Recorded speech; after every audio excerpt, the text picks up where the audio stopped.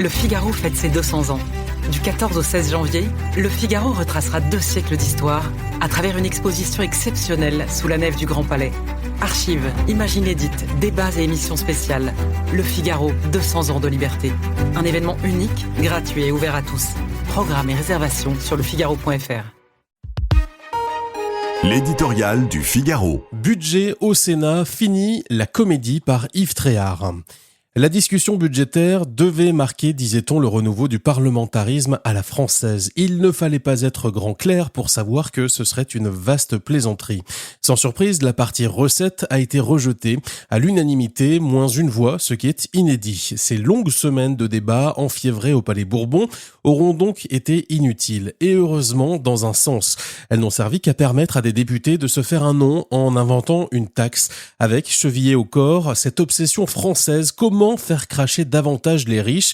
Taxe Zuckman, impôt contre la fortune improductive, les multinationales, les GAFAM, exit tax.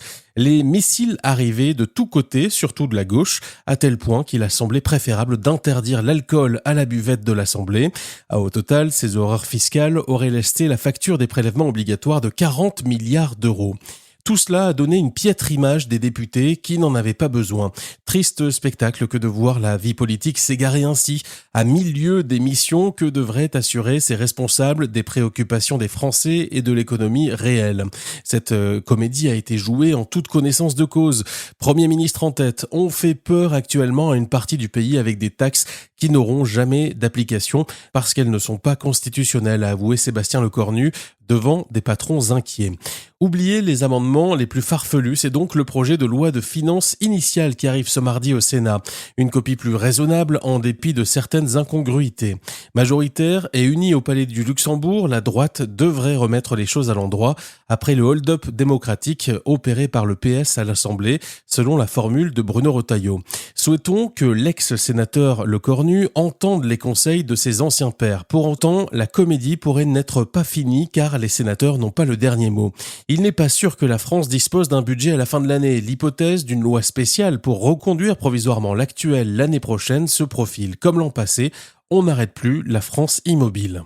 Le Figaro fête ses 200 ans. Du 14 au 16 janvier, Le Figaro retracera 2 siècles d'histoire à travers une exposition exceptionnelle sous la nef du Grand Palais. Archives, images inédites, débats et émissions spéciales. Le Figaro, 200 ans de liberté. Un événement unique, gratuit et ouvert à tous. Programmes et réservations sur lefigaro.fr.